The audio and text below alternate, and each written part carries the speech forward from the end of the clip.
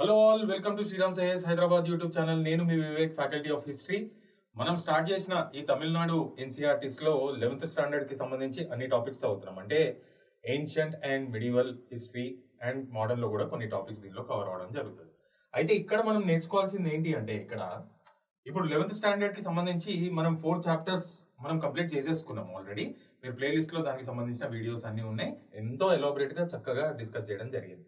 ఇక్కడ మీరు గమనించాల్సింది ఏంటి అంటే చాప్టర్ 5 అండ్ చాప్టర్ 6 ఏది తమిళనాడు ఎన్సీఆర్టీస్ 11th స్టాండర్డ్ లో చాప్టర్ 5 అండ్ చాప్టర్ 6 మీరు తీసుకున్నట్టయితే ఇక్కడ చూడండి ఒకసారి. చాప్టర్ 5 లో వచ్చే థీమ్ ఏంటి అంటే evolution of society in the south. అంటే పర్టికులర్ గా దీనిలో ఫోకస్ చేసింది ఏంటి అంటే తమిళనాడు సొసైటీని, తర్వాత అంటే తమిళ్ కింగ్డమ్స్ చోలా, చేరాస్ అండ్ పాండ్యాస్ ఎవరైతే ఉన్నారో అంటే primarily Tamil Nadu and parts of Kerala నుండి రూల్ చేయడం జరిగింది. ఆ టైం పీరియడ్ లో ఉన్న సొసైటీని, అంటే దాన్ని సంగం ఏజ్ అని పిలవాలి, అది ఫోకస్ చేసుకుంటూ ఇక్కడ ఏం చేశారు అంటే చాప్టర్ 6 లో మనకి polity and society and post modern period అని ఇవ్వడం జరిగింది. సో రెండు కూడా ఓవర్లాప్ అయ్యే ఛాన్సెస్ ఉన్నాయి. కాబట్టి నేను ఇక్కడ ఏం చెప్పదలుచుకున్నా అంటే ఇప్పుడు మనం ఇండియన్ హిస్టరీకి ప్రిపేర్ అవుతున్నాం. ఇండియన్ హిస్టరీ ప్రిపేర్ అయ్యేటప్పుడు మనము రీజనల్ హిస్టరీస్ దాదాపు అంటే పెద్ద ఎత్తున డీటెయిల్స్ లోకి వెళ్లకుండా ఆ రీజనల్ హిస్టరీలో ఏమైనా విషయాలు ఇండియన్ హిస్టరీని ఇంపాక్ట్ చేశాయా అనే క్రమంలో మనం చదువుకుంటూ పోవాలన్నమాట. సో ఇక్కడ ఈ 5th చాప్టర్ అంత డీటెయిల్ గా చదవాల్సిన అవసరం లేదు, ఎందుకంటే యూపీఎస్సీ ఎగ్జామ్ కి అంత in detail of Tamil Nadu society గురించి తెలుసుకోవాల్సిన అవసరం లేదు. బ్రీఫ్ గా అంటే ఆ సంగం ఏజ్ లో అంటే ఆ 3 తమిళ్ కింగ్డమ్స్ రూల్ చేసే టైం పీరియడ్ లో తమిళ్ సొసైటీ ఏ విధంగా ఉండేది అనేది ఒక బ్రీఫ్ ఇన్ఫర్మేషన్ ఉంటే సరిపోతుంది. సో ఇక్కడ 5th చాప్టర్ ని, ఈ 5th చాప్టర్ లో ఉన్న హైలైటెడ్ పాయింట్స్ ని నేను ఈ 6th చాప్టర్ లోనే డిస్కస్ చేయబోతున్నాను. మీరు బాగా గమనించాలి అది. సో ఇక్కడ మనము నేర్చుకోవాల్సింది ఏంటి అంటే పర్టికులర్ గా పోస్ట్ మౌర్యన్ పీరియడ్ లో ఇండియన్ సబ్ కాంటినెంట్ లో పొలిటికల్ కండిషన్స్ ఏ విధంగా ఉన్నాయి, సొసైటీ ఏ విధంగా ఉంది, ఎకనామికల్ కండిషన్స్ ఏ విధంగా ఉన్నాయి, అలానే రిలీజియస్ కండిషన్స్ ఏ విధంగా ఉన్నాయి అనేది నేర్చుకుంటే సరిపోతుంది. అదే కాకుండా మనం ఆర్ట్ అండ్ కల్చర్ కూడా మనకి ఇంపార్టెంట్ కాబట్టి ఆర్ట్ అండ్ ఆర్కిటెక్చర్ లో డెవలప్మెంట్స్ కూడా మనం నేర్చుకునే ప్రయత్నం చేసుకోవాలి ఇక్కడ పోస్ట్ మౌర్యన్ ఎరాలో. సో దీనిలో చెప్పిన విషయాలన్నీ కూడా దీనిలోనే నేను కవర్ చేసేస్తాను. సో ఇక్కడ let us straight away go into the discussion of post Mauryan era.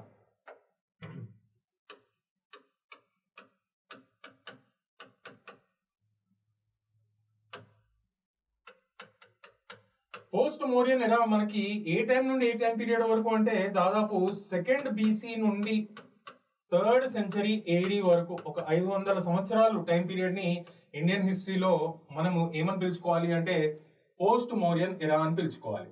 దీన్నే ఇంకేం పిలవచ్చు అంటే ప్రీ గుప్తా ఎరా.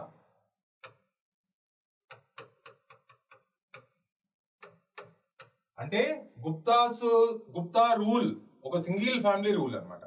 అది స్టార్ట్ అవ్వక ముందు పొలిటికల్ పరిస్థితులు ఏ విధంగా ఉన్నాయి అనేది కూడా ఆ పేరుతోనే మనము ప్రీ గుప్తా ఎరా అని కూడా పిలుచుకోవచ్చు.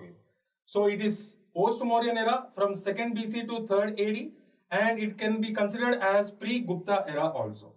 And what you have to focus in this topic, మనకి ఇంతకు ముందు మనము మహాజనపదాస్ గురించి డిస్కస్ చేసాం. ఆ మొత్తము 16 మహాజనపదాస్ లో మగధ వాజ్ వెరీ విక్టోరియస్ అని నేర్చుకున్నాం. ఆ మగధాని చాలా ఫ్యామిలీస్ రూల్ చేసినాయి అని కూడా నేర్చుకున్నాం. అదే మనకి హార్యంకాస్ కానీ, శిశునాగా కానీ, నందాస్ కానీ, తర్వాత మౌర్యన్స్ కానీ, దాని తర్వాత శుంగాస్ రావడం జరుగుతుంది, దాని తర్వాత కాన్వాస్ కూడా రావడం జరుగుతుంది. కానీ ఇక్కడ మనం నేర్చుకున్నది ఏంటి అంటే Mauryan family was the earliest family to politically and culturally unify Indian subcontinent అనే విషయం మనం తెలుసుకోవడం జరిగింది. అంటే ఇండియన్ సబ్ కాంటినెంట్ పెద్ద ఎత్తున ఇండియన్ సబ్ కాంటినెంట్ లో ఒక సింగిల్ ఫ్యామిలీ రూల్ ఉండేది, అదే మౌర్యన్ రూల్. ఆ మౌర్యన్స్ డిక్లైన్ అయినాక ఆ సింగిల్ ఫ్యామిలీ రూల్ ఏదైతే ఉందో it came to an end. And ఆ పొలిటికల్ స్టెబిలిటీ ఉండింది కాబట్టి, ఒకటే ఫ్యామిలీ రూల్ చేస్తుంది కాబట్టి ఆ పొలిటికల్ స్టెబిలిటీ కూడా డిస్టర్బ్ అవ్వడం జరిగింది ఇండియన్ సబ్ కాంటినెంట్ లో. మరి ఆ టైం పీరియడ్ లో మరి పొలిటికల్ కండిషన్స్ ఏంటి అంటే చాలా రీజనల్ కింగ్డమ్స్ మనం చూడొచ్చు. ఈ రీజనల్ కింగ్డమ్స్ లో మనం ఎటువంటి విషయాలు ఫోకస్ చేయాలి అంటే పెద్ద ఎత్తున ఇండియన్ హిస్టరీని దేనైతే ఇంపాక్ట్ చేస్తున్నాయో అవే మనం నేర్చుకుంటూ ముందుకు వెళ్ళాలి. సో ఇక్కడ మనం ఏం ఫ్యాక్ట్స్ రాసుకోవాలి అంటే single family rule came to an end.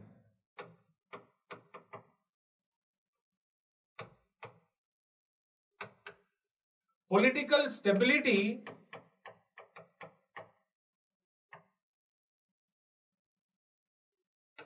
Of Indian sub continent got disturbed. మరి ఏం జరిగినాయి ఈ టైం పీరియడ్ లో అంటే రీజనల్ కింగ్డమ్స్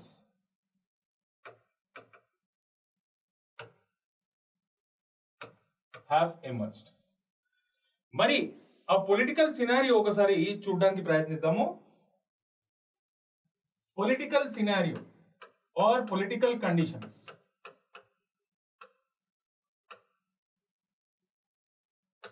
మనం చూసినట్టయితే మనకి north part of Indian subcontinent లో సెంట్రల్ ఏషియన్ ఇన్వేషన్స్ అనేవి జరగడం జరిగినాయి.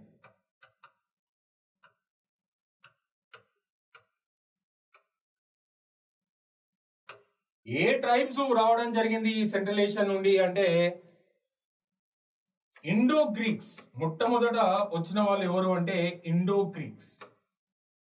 దాని తర్వాత షాకాస్ రావడం జరిగింది. దాని తర్వాత పార్థియన్స్ రావడం జరిగింది. దాని తర్వాత కుషాన్స్ రావడం జరిగింది. సో మనకి north west part of Indian sub continent was victimized to Central Asian invasions.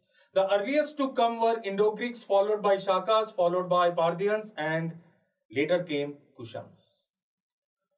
ఈ సెంట్రల్ ఏషియన్ ట్రైబ్స్ ఇక్కడికి ఇండియన్ సబ్ కాంటినెంట్ కి వచ్చి కింగ్డమ్స్ ఎస్టాబ్లిష్ చేసి చాలా మంది కూడా ఇక్కడనే ఉండి కల్చర్లో మింగిల్ అయ్యి ఇండియనైజ్ అవ్వడం జరిగింది. సో ఆ విషయాలు కూడా మనకి సొసైటీలో కానీ రిలీజియస్ కండిషన్స్ చెప్పేటప్పుడు కానీ నేను దానికి సంబంధించిన ఫ్యాక్ట్స్ కూడా మీకు చెప్తాను. ఇక్కడ మనం తెలుసుకోవాల్సింది ఏంటి అంటే ఈ సెంట్రల్ ఏషియా నుండి ఇండో గ్రీక్స్ అనే వాళ్ళు ఎందుకు ఎక్స్పాండ్ అవ్వాల్సి వచ్చింది ఇండియన్ సబ్ కాంటినెంట్ కంటే because of the rise of another powerful tribe called Shakas. వీళ్ళతోని థ్రెట్ ఉండింది ఇండో గ్రీక్స్ కి, కాబట్టి they expanded towards Indian subcontinent. మరి ఈ షాకాస్ ఎందుకు రావాల్సి వచ్చింది ఇండియన్ సబ్ కాంటినెంట్ కి, ఎందుకు ఎక్స్పాండ్ అవ్వాల్సి వచ్చింది అనే విషయం మనం చూసినట్టయితే they had a threat from another powerful tribe in Central Asia, the Parthians. So they have expanded towards Indian subcontinent. మరి పార్థియన్స్ ఎందుకు రావాల్సి వచ్చి మనకి ఇక్కడ పార్థియన్స్ ఎందుకు రావాల్సి వచ్చింది అనేది చూసినట్టయితే because of the rise of Kushans in central Asia they move towards Indian subcontinent అనే విషయం మనం తెలుసుకోవాలి. మరి కుషాన్స్ ఎందుకు రావాల్సి వచ్చింది ఇక్కడ లాస్ట్ లో అంటే చూడండి ఒకరికి థ్రెట్ ఉండింది అనమాట. ఒకళ్ళు రైజ్ అయ్యారు, తర్వాత ఇంకోళ్ళు రైజ్ అయ్యేటప్పుడు వీళ్ళ డౌన్ఫాల్ స్టార్ట్ అయింది. సో కొత్త లొకేషన్ ని ఎత్తుక్కోవడం జరిగింది అనమాట.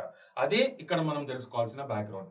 మరి ఈ కుషాన్స్ విషయానికి వస్తే ఈ కుషాన్స్ ఎందుకు ఎక్స్పాండ్ అయినారు ఇండియన్ సబ్ కాంటినెంట్ వైపు అంటే they had a threat from another powerful tribe called Huns or Hunas అని చాలా రిఫరెన్స్ మెటీరియల్స్ లో దీనికి వేరే వేరే పేర్లు ఉండడం జరిగింది అనమాట. సో ఈ హునాస్ మనకు మళ్ళీ గుప్తా ఎరా చెప్పేటప్పుడు వాళ్ళకి సంబంధించిన ఫ్యాక్ట్స్ నేను అక్కడ చెప్తాను. సో మళ్ళీ చెప్తున్నాను, the earliest to invade India from central Asia were Indo Greeks, followed by Shakas, they were followed by Parthians, they were followed by Kushans. The reason for Indo Greeks to get expanded towards Indian subcontinent was a threat from another powerful tribe in Central Asia, the Shakas. The reason why Shakas expanded towards Indian subcontinent was because of the rise of Parthians in Central Asia. The reasons for Parthians moving towards Indian subcontinent was the rise of very powerful tribe Kushans.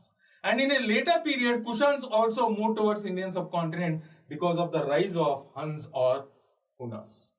ఇప్పుడు నా question ఏంటి అంటే వీళ్ళకి central Asia నుండి China కూడా అంతే accessible, మరి Indian sub continent వైపే ఎందుకు రావడం జరిగింది అని చూసినట్టయితే మనకి ఇక్కడ తెలుసుకోవాల్సింది ఏంటి అంటే Chinese emperor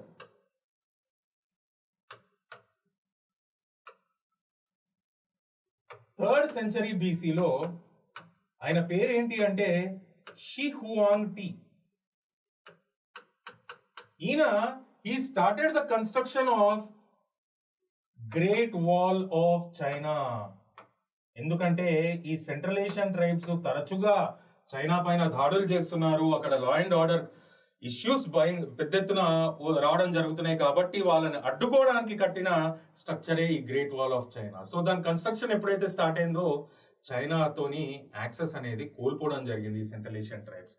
so immediate alternative వాళ్ళకి ఏంటి అంటే ఇండియన్ సబ్ కాంటినెంట్. హ్యాపీగా హిమాలయాలకి వచ్చేస్తే ఇంటీరియర్స్ ఆఫ్ ఇండియాలోకి రావచ్చు అనమాట. సో ఆ ఐడియానే ఈ సెంట్రల్ ఏషియన్ ఇన్వేషన్స్ కి ఇండియన్ సబ్ కాంటినెంట్ పైన ఈ సెంట్రల్ ఏషియన్ ఇన్వేషన్స్ కి దారి తీయడం జరిగింది. So this is the story of central Asian invasions. The Chinese emperor in 3rd century BC, his name was Shi Huangdi. He started the construction of Great Wall of China to obstruct these Central Asian invasions on China. So the next alternative for these Central Asian invasions became Indian subcontinent. So one after other, this is the chronological order I have given. One after other, they have invaded, established their kingdoms, and many of these tribes have permanently settled in India. Generations after generations, they got mingled with Indian culture also. ఇది north లో ఉన్న position. మళ్ళీ ఇంకోసారి ఒక map based గా మనం చూద్దాం. So north లో మనం చూసినట్టు ఇప్పుడు మనకి సెంట్రల్ ఏషియన్ ఇన్వేషన్స్ అంటే ఇండో గ్రీక్స్ రావడం జరిగింది, షాకాస్ రావడం జరిగింది, దాని తర్వాత పార్థియన్స్ రావడం జరిగింది, అండ్ ఫైనల్లీ కుషాన్స్ రావడం జరిగింది ఈ టైం పీరియడ్ లో. మరి మగధ విషయానికి వస్తే అక్కడ పొలిటికల్ పరిస్థితులు ఏ విధంగా ఉన్నాయి అనేది కూడా మనం చర్చించాలి. మగధ ఎప్పుడైతే మౌర్యన్ ఎరా ఎండ్ అయిందో శుంగ ఎరా అనేది స్టార్ట్ అయింది. So the last Mauryan ruler Brihadratha was assassinated by his subordinate ruler Pushyamitra Shunga who started Shunga dynasty rule. Shungas power లోకి రావడం జరిగింది. శుంగాస్ తర్వాత ఎవరు పవర్ లోకి వచ్చారు అంటే కాన్వాస్ పవర్ లోకి వచ్చారు. సో వీళ్ళ గురించి కూడా కొంచెం బ్రీఫ్ గా మనకి ఇండియన్ హిస్టరీకి సంబంధించిన ఫ్యాక్ట్స్ ఏవైతే ఉన్నాయో అవి కూడా మనం కవర్ చేయడం జరుగుతుంది. సో ఇక్కడ నార్త్ లో ఇండో గ్రీక్స్, షాకాస్, పార్థియన్స్, కుషాన్స్ గురించి చెప్పుకుంటూ మగధాలో శుంగాస్ అండ్ లేటర్ కాన్వాస్ గురించి కూడా మనం డిస్కస్ చేసే ప్రయత్నం చేయాలి. ఇప్పుడు ఒడిస్సా ప్రాంతానికి వస్తే it came under the control of Mahameghavarma dynasty.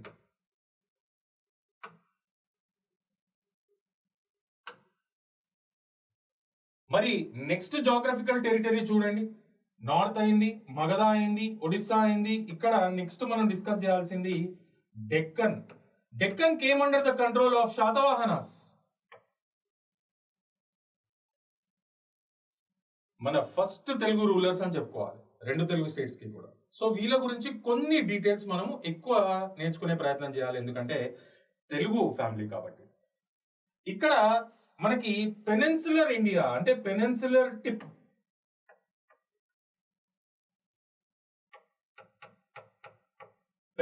Tip చూసినట్టయితే ఇక్కడ 3 తమిళ్ కింగ్డమ్స్ ఉన్నాయి.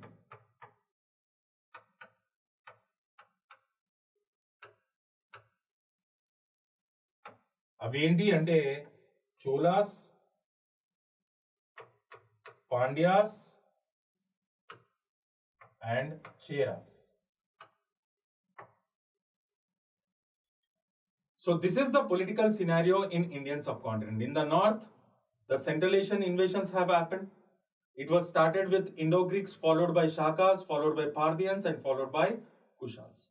When it comes to Magadha, it was under the control of Shungas for some period of time. Later, it came under the control of Kanvas. When it comes to Odisha, it was under the control of Mahameghavarma dynasty. And when it comes to Deccan was under the control of Shatavahanas. When it comes to the peninsular tip, it was under the control of 3 Tamil kingdoms, Cholas, Pandyas and Cheras. So, ఒక్కొక్కటి in detail వెళ్ళి Indian హిస్టరీని ఏదైతే impact చేస్తున్నాయో అవి నేర్చుకునే ప్రయత్నం మనం చేద్దాం ఇప్పుడు. Let us start our discussion with Indo-Greeks. Indo-Greeks విషయానికి వస్తే వీళ్ళు యాక్చువల్లీ గ్రీక్స్ అన్నమాట, ఫ్రమ్ సెంట్రల్ ఏషియా. వీళ్ళని ఇండో గ్రీక్స్ అని ఎందుకు పిలవాలి అంటే they got permanently settle here in India or Indian subcontinent, అందుకనే ఇండో గ్రీక్స్ అని పిలవడం జరుగుతుంది. వీళ్ళు ఏ ట్రైబ్ కి చెందిన వాళ్ళు అంటే అయోనియా ట్రైబ్ కి చెందిన వాళ్ళు. Ionia is the name of a tribe. దీన్ని ఇండియాలో ఏ విధంగా ప్రొనౌన్స్ చేసేవాళ్ళు అంటే యవన అని ప్రొనౌన్స్ చేసేవాళ్ళు. సో ఈ గ్రీక్స్ అందరినీ కూడా ఏమని పిలిచేవాళ్ళు అంటే యవనాస్ అని పిలిచేవాళ్ళు. ఈ విషయాలు మనం బాగా గుర్తుంచుకోవాలి. అయితే ఈ ఇండో గ్రీక్స్ ఎప్పుడైతే ఇండియన్ సబ్ కాంటినెంట్ కి ఎక్స్పాండ్ అయ్యారో అప్పుడున్న పంజాబ్ పాకిస్తాన్ లో సకాల్ అనేది వీళ్ళ క్యాపిటల్ గా నుంచింది. సకాల్ ఏంటి అంటే ప్రజెంట్ డే సియాల్కోట్. ఎక్కడుంది అంటే ఇది పాకిస్తాన్ పంజాబ్ లో ఉంది. So this happened to be the headquarters of the Indo-Greeks in Indian subcontinent. It was Sakal. It was an ancient name of present-day Sialkot found in Pakistan, Punjab. These were the Greeks from Central Asia. They permanently settled here, so they are called as Indo-Greeks. They belong to a tribe called Ionia tribe, which was pronounced in India as Yavana. So Yavanas are none other than the Greeks. The most important rulers, వాళ్ళ గురించి కూడా మనం తెలుసుకోవాలి. The first and foremost important ruler ఎవరు అంటే డెమిత్రియస్. ఈయనకు సంబంధించి పెద్ద ఎత్తున అచీవ్మెంట్స్ లేవు. సో నెక్స్ట్ చాలా చాలా ఇంపార్టెంట్ రూలర్ ఎవరు ఇండో గ్రీక్ నుండి అంటే మినాండర్. ఈయనని మన ఇండియన్ లాంగ్వేజ్ లో ఏమని పిలిచేవాళ్ళు అంటే మిలిందా అని పిలుచుకునేవాళ్ళు. మరి మిలిందా దేనికి బాగా అట్రాక్ట్ అయ్యాడు అంటే బుద్ధిజం కి బాగా అట్రాక్ట్ అయ్యాడు. ఎవరి ఇన్ఫ్లుయెన్స్ తోని అంటే నాగసేన అనే బుద్ధిస్ట్ మాంక్ ఇన్ఫ్లుయెన్స్ ద్వారా ఈయన బుద్ధిజం పట్ల చాలా అట్రాక్ట్ అవ్వడం జరిగింది. నేను అందుకనే చెప్పాను దే గాట్ ఇండియనైజ్డ్, అందుకనే ఇండో గ్రీక్స్ అని పిలవాలి. So Menander is the most important ruler. He was called as Milinda in India and he got much attracted towards Buddhism due to the influence of a Buddhist monk named Nagasena. And ఎప్పుడైతే మినాండర్ ఈయనని ప్రశ్నించడం start చేశాడో Buddhism కి సంబంధించిన questions చాలా వేయడం జరిగింది. ఆ క్వశ్చన్స్ కి నాగసేన ఆన్సర్స్ ఇవ్వడం జరిగింది. ఈ క్వశ్చన్స్ అండ్ ఆన్సర్స్ ని ఒక గైడ్ లాగా ఒక టెక్స్ట్ లాగా కంపైల్ చేయడం జరిగింది. దాని పేరే మిలింద పాన్హో. గుర్తొచ్చింది ఆ పేరు మనకి. ఈ విషయం నేను the secret literary works of Hinayana Buddhism లో చెప్పడం జరిగింది. సో ఈ విధంగా వచ్చిన టెక్స్టే Milinda Panho. It is considered as one of the secret text for the Hinayana Buddhist. It was written in Pali language. ఇది బాగా గుర్తుంచుకోవాలి. ఈ విషయాలన్నీ కూడా చాలా చాలా ఇంపార్టెంట్ ఫ్యాక్ట్స్. సో ఇది ఇండో గ్రీక్స్ కి సంబంధించిన ఇన్ఫర్మేషన్. కానీ we should not stop here. వీళ్ళ ఇంపాక్ట్స్ ఏంటి ఇండియన్ సొసైటీ పైన అనేది మనం నేర్చుకోవాలి. ఇంపాక్ట్స్ మనం చూసినట్టయితే ఇండో గ్రీక్స్ కి సంబంధించి ముందు కాలంలో మనం చూసిన దాదాపు సర్క్యులేషన్ లో ఉన్న కాయిన్స్ ని ఏమని పిలుచుకున్నాం అంటే పంచ్ మార్క్డ్ కాయిన్స్ అని పిలుచుకున్నాం. ఆ పంచ్ మార్క్డ్ కాయిన్స్ అనే పేరు ఎందుకు వచ్చింది అంటే ఆ కాయిన్స్ ఫ్రంట్ సైడ్ కానీ బ్యాక్ సైడ్ కానీ ముద్రలు మాత్రమే ఉండేవి అనమాట. పక్షులకో యానిమల్స్ కో ట్రీస్ కో సంబంధించి. దానిపైన మనుషులకి సంబంధించి ఇమేజెస్ లేవు, దేవుళ్ళకి సంబంధించి ఇమేజెస్ లేవు, దాని కింద ఎటువంటి స్క్రిప్ట్ రాతపూర్వకాలు కూడా లేవు. సో న్యూమిస్మాటిక్స్ ఏదైతే ఉందో స్టడీ ఆఫ్ కాయిన్స్ ఇంత ముందు కాలం వరకు కూడా it did not play a great role in interpreting the society. కానీ ఇండో గ్రీక్స్ ఒక కొత్త ట్రెడిషన్ తీసుకుని రావడం జరిగింది. ఇప్పుడు మనం యూజ్ చేసే కాయిన్స్ ఏవైతే ఉన్నాయో ఇప్పుడు మనం చూసినట్టయితే ఒక సైడ్ ఒక పిక్చర్ ఉంటుంది మన ఇండియన్ కాయిన్ పైన, దాని కింద ఏదో రాసి ఉంటుంది. బ్యాక్ సైడ్ కూడా ఏదైనా మాన్యుమెంట్ కి సంబంధించి పిక్చర్ ఉంటుంది, లేకపోతే మనిషికి సంబంధించింది ఉంటుంది. దాని కింద కూడా ఒక బేసిక్ ఇన్ఫర్మేషన్ మనం చూడొచ్చు.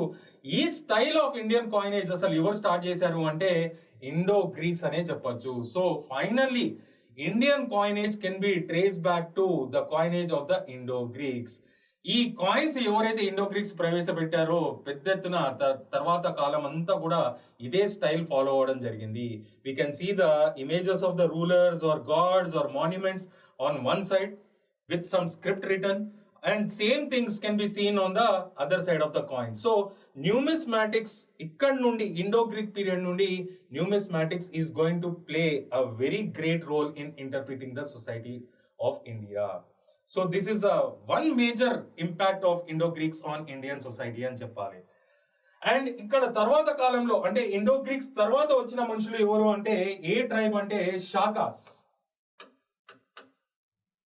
షాకాస్ మనం చూసినట్టయితే వాళ్ళు డిఫరెంట్ బ్రాంచెస్ లో రావడం జరిగింది.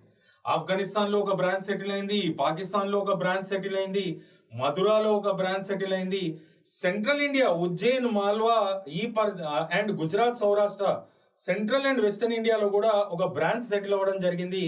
అండ్ వెస్టర్న్ పోర్ట్ ఏరియాలో కూడా ఒక బ్రాంచ్ సెటిల్ అవ్వడం జరిగింది. అంటే దాదాపు 5 బ్రాంచెస్ లాగా వీళ్ళు దాడులు చేయడం జరిగింది అనమాట ఇండియన్ సబ్ కాంటినెంట్ పైన. దాని తర్వాత ఇక్కడ వీళ్ళు కూడా తర్వాత కాలంలో ఇక్కడ మింగిల్ అయిపోవడం జరిగింది. అయితే ఇక్కడ ఈ మొత్తం ఈ 5 బ్రాంచెస్ లో ఏది చాలా ఇంపార్టెంట్ అంటే మాల్వా అండ్ గుజరాత్ బ్రాంచ్. వీళ్ళ హెడ్ క్వార్టర్స్ ఏంటి అంటే ఉజ్జయిన్.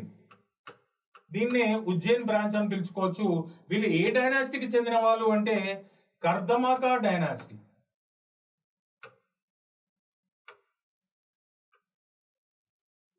వీళ్ళని ఏమని పిలుచుకుంటారు ఇంకో పేరుతోని అంటే వెస్టర్న్ శాత్రప్స్ అని కూడా పిలుస్తారు.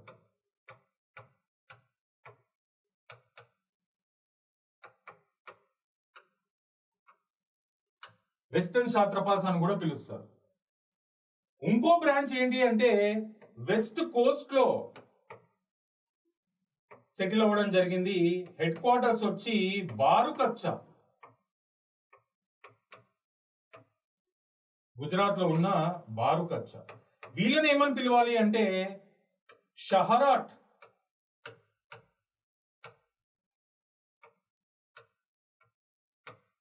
షహరాట్ డైనాసిటీ ఆఫ్ షాకాస్ అని పిలుచుకోవాలి. సో ఈ రెండు కూడా చాలా చాలా పవర్ఫుల్ అన్నమాట. ఏది కర్దమాకా డైనాసిటీ అండ్ షహరాట్ డైనాసిటీ. అయితే ఇక్కడ మనం తెలుసుకోవాల్సిన బ్రీఫ్ ఇన్ఫర్మేషన్, బ్రీఫ్ ఫ్యాక్ట్స్ అంటే ఇండియన్ హిస్టరీని ఇంపాక్ట్ చేసే ఫ్యాక్ట్స్ ఏంటి అంటే when it comes to Kardamaka dynasty or Western Kshatrapas, there was a most important ruler named Rudradamana.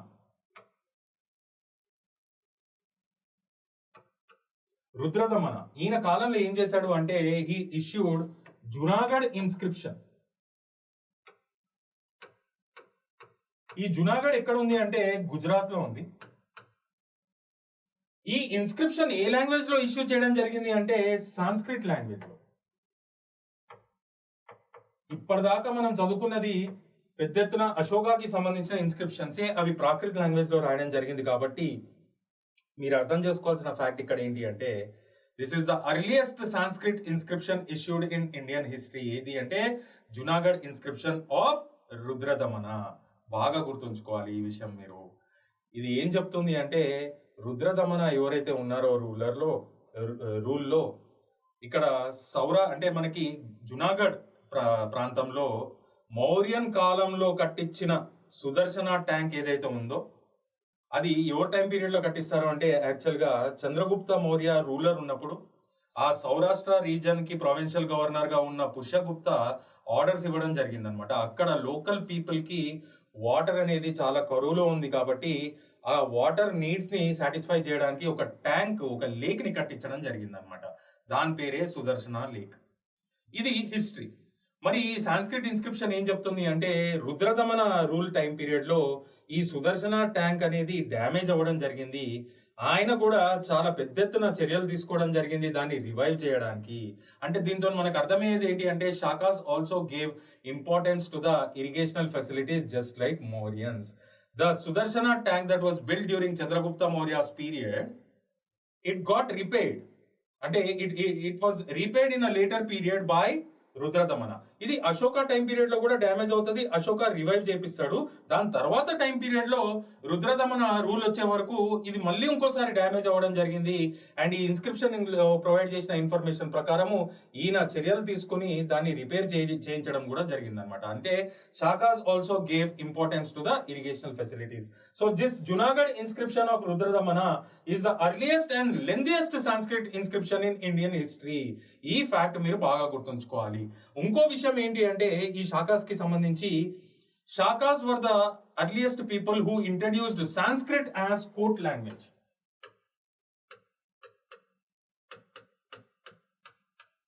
Sanskrit ని కోర్ట్ లాంగ్వేజ్ గా అంటే అఫీషియల్ లాంగ్వేజ్ గా ప్రకటించిన వాళ్ళు ఎవరు అంటే షాకాస్. ఈ ట్రెడిషన్ తర్వాత చాలా కాలం వరకు కూడా కంటిన్యూటీలో ఉంటుంది. ఈ విషయం కూడా మీరు గుర్తుంచుకోవాలి. ఎందుకంటే Mauryans were the first family to rule Indian sub continent కాబట్టి సింగిల్ ఫ్యామిలీ రూల్ కాబట్టి వాళ్ళ టైం పీరియడ్ లో అఫీషియల్ లాంగ్వేజ్ ఏంటి అంటే ప్రాకృత్. దాని తర్వాత రీప్లేస్ దేంతోనైంది అంటే సాంస్క్రిట్. ఇది ఎవరు తీసుకొచ్చారు అంటే షాకాస్. తర్వాత పీరియడ్ లో ముస్లిం రూల్ ఎప్పుడైతే స్టార్ట్ అవుతుందో Persian was made as an official language of India.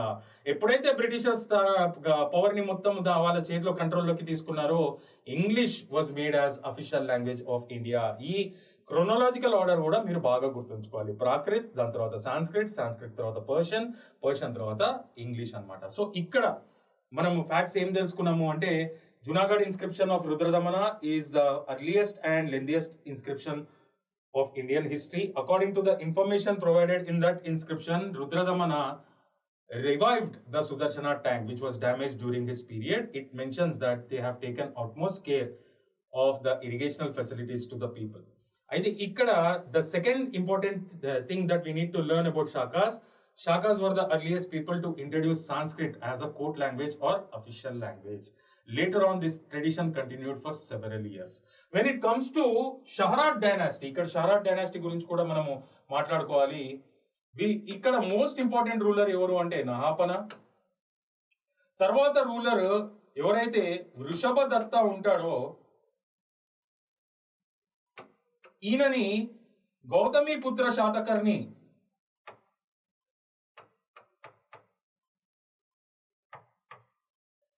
ఈయన ఒక Satavahana ruler.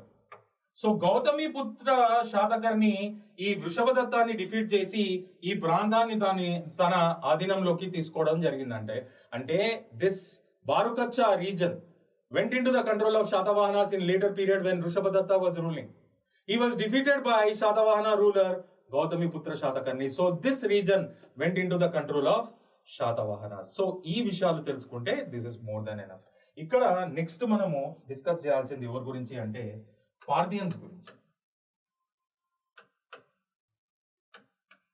Parthians vishayaniki vaste veelaki Takshashil was a headquarters in Indian subcontinent. ఇది ప్రెసెంట్ డే పాకిస్తాన్ లో ఉంది. వీళ్ళకి సంబంధించి పెద్ద ఇంపార్టెంట్ డెవలప్మెంట్స్ ఏవి మనకి ఇండియన్ హిస్టరీలో కనిపించట్లేదు కాబట్టి ఒక్క విషయం ఉంది, దాని గురించి డిస్కస్ చేసుకుని నెక్స్ట్ టాపిక్ లోకి వెళ్ళిపోదాం మనం. అదేంటి అంటే there was one ruler named Gondophernes. ఈయన టైం పీరియడ్ లో ఏం జరిగింది అంటే సెయింట్ థామస్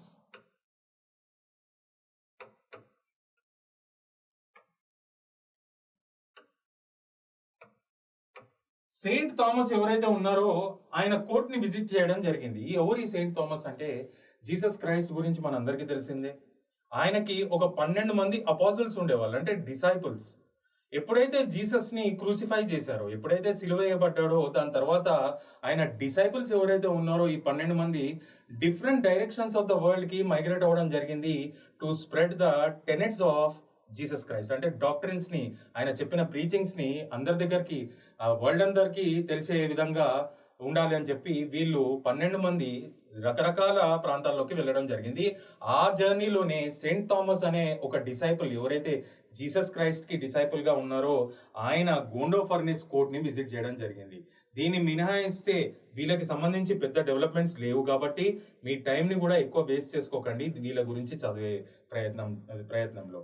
ఎందుకంటే we should only focus on those things. ఎందుకంటే రీజనల్ కింగ్డమ్స్ కాబట్టి మనము ఎప్పుడైతే రీజనల్ పబ్లిక్ సర్వీస్ ఎగ్జామ్స్ మనం ప్రిపేర్ అవుతామో అప్పుడు పెద్ద ఎత్తున రీజనల్ కింగ్డమ్స్ పైన ఫోకస్ చేసి డీటెయిల్స్ నేర్చుకునే ప్రయత్నం చేయాలి. కానీ ఇప్పుడు ఇండియన్ హిస్టరీకి ఓవరాల్ గా అసలు ఇండియాని దేన్ని అసలు ఏ పాయింట్స్ ఇంపాక్ట్ చేస్తున్నాయి అనేది నేర్చుకుంటే it is more than enough. మళ్ళీ చెప్తాను. So this is all about Parthians. Next మనం చూడాల్సింది ఎవరి గురించి అంటే కుషాన్స్ గురించి. ఈ కుషాన్స్ విషయానికి వస్తే వీళ్ళకి 2 క్యాపిటల్స్ ఉండేవి. ఒకటి ఏంటి అంటే పెషావర్, దాన్నే పురుషపుర అని పిలిచేవాళ్ళు. This is in present day Pakistan. ఇంకో క్యాపిటల్ ఏంటి అంటే మధుర, ఇది ఉత్తరప్రదేశ్ లో. సో వీళ్ళు కూడా సెంట్రల్ ఏషియా నుండి రావడం జరిగింది, పర్మనెంట్ గా ఇక్కడే సెటిల్ అవ్వడం జరిగింది. They had 2 capitals. One was Purushapura, that is present day Peshawar in Pakistan. The other capital was Mathura.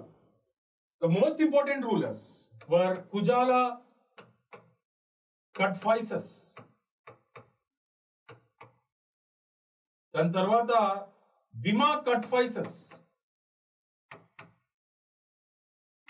And అందరిలో చాలా చాలా ఇంపార్టెంట్ రూలర్ ఎవరు అంటే ఈ డైనాసిటీకి సంబంధించి కనిష్క. మరి ఏంటి కనిష్క ఇంపార్టెన్స్ అంటే హీ ఎంబ్రేస్డ్ బుద్ధిజం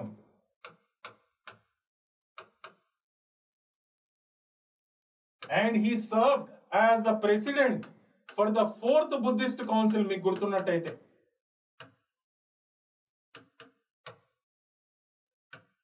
మరి ఈ కనిష్క కోర్టులో చాలా చాలా 3 ఇంపార్టెంట్ వ్యక్తులు ఉండేవాళ్ళు. వాళ్ళ గురించి మనము తెలుసుకోవాలి. ఇక్కడ ఎవరు అంటే ఫస్ట్ది చరక.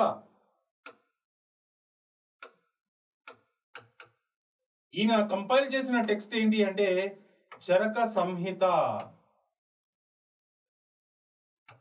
ఇది దేని గురించి చెప్తుంది అంటే ఫిజియాలజీ అండ్ ఫార్మకాలజీ రెండిటికి సంబంధించిన ఒక వండర్ఫుల్ టెక్స్ట్ ఏంటి అంటే Charaka Samhita. Charaka was in the court of Kanishka.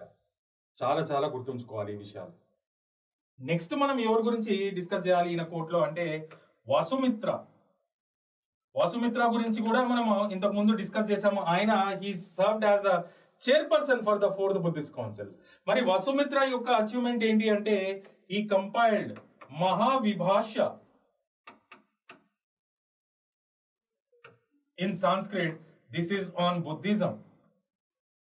ఇది బుద్ధిజం కి సంబంధించిన టెక్స్ట్. 3 వ్యక్తులు అని చెప్పా. ఒకటి Charaka who compiled Charaka Samhita on physiology and pharmacology. The other person was Vasumitra.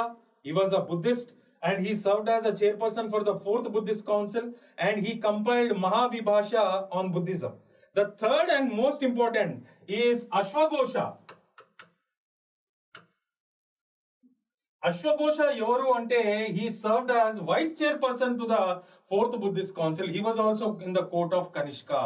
ఈయనకి సంబంధించిన లిటరరీ అచీవ్మెంట్స్ ఏంటి అంటే Ashwagosha is considered as the earliest dramatist in Indian history. అంటే ఒక డ్రామా రైటర్ అన్నమాట ఆయన. Earliest drama writer in Indian history. ఆయననే dramatist అని పిలవాలి. సో అశ్వఘోష is considered as the earliest dramatist in Indian history. And ఆయన లిటరరీ అచీవ్మెంట్స్ మనం చూసినట్టయితే బుద్ధ చరిత రాయడం జరిగింది. పేరే మనకి చెప్పేస్తుంది ఏంటి అంటే this is on biography of Buddha right from his birth to enlightenment. అయితే this is the earliest biography written on life of Buddha అని కూడా చెప్పుకోవచ్చు. అది రాసిన మనిషి ఎవరు అంటే అశ్వఘోష. ఇంకేమున్నాయి అంటే Sariputra ప్రకారణ.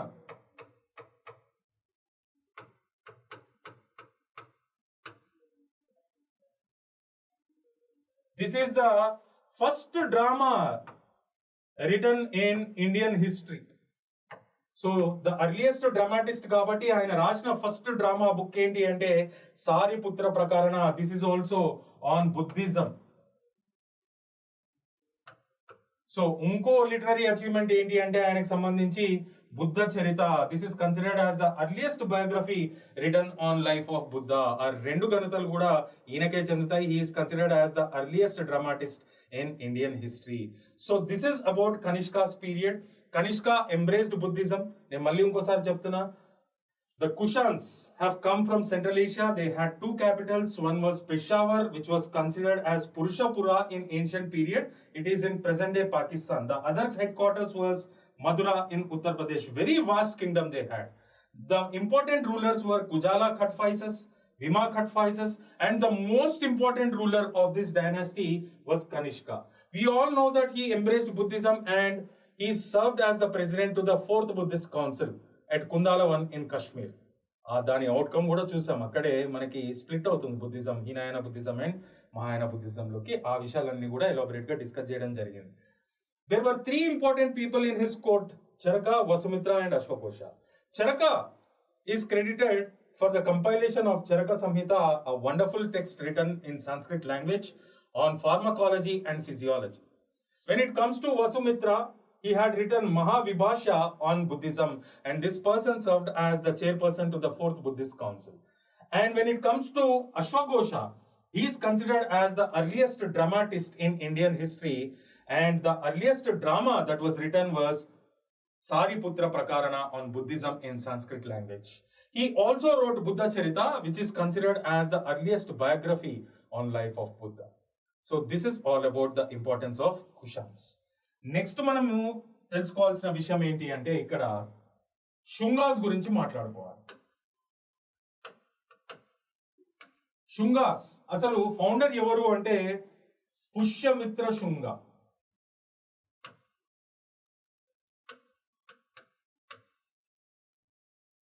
He was the founder of this dynasty rule. And ఈయన గొప్పతనం ఏంటి అంటే ఇండో గ్రీక్స్ ఎప్పుడైతే బాగా ఇంట్రూడ్ అవుతున్నారో ఇండియన్ సబ్ కాంటినెంట్ లోకి, there are references that Pushyamitra Shunga offered resistance to the Yavanas. ఇందాకే చెప్పుకున్నాం కదా, అయోనియన్ ట్రైబ్ కి చెందిన వాళ్ళని మనం యవనాస్ అని పిలవాలి. So he gave resistance to the Yavanas penetration for couple of times. 2 times resistance ఇచ్చినట్టు మనకి ఇన్ఫర్మేషన్ దొరుకుతుంది. ఈయన కొడుకే అగ్నిమిత్ర. ఈ అగ్నిమిత్రాన్ని మనము ఏ రూపంలో చూడొచ్చు అంటే హీఈస్ పోర్ట్రేడ్ యాజ్ హీరో. ఏ బుక్ లో అంటే మాలవికాగ్నిమిత్ర.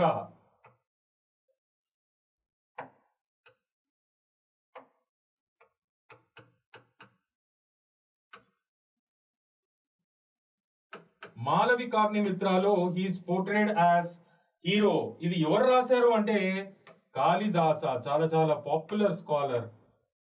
ఈయన గురించి కూడా మనం ఎలాబొరేట్ గా డిస్కస్ చేద్దాం, డోంట్ వరీ. సో ఈయన రాసిన మాలవికాగ్నిమిత్రలో ఈయన కొడుకు పుష్యమిత్ర శుంగ కొడుకు అగ్నిమిత్ర శుంగానే ఒక హీరోగా పోర్ట్రే చేయడం జరిగింది అనమాట, మేల్ క్యారెక్టర్ లో. అయితే ఇక్కడ తర్వాత కాలంలో భాగభద్ర అనే రూలర్ రావడం జరిగింది.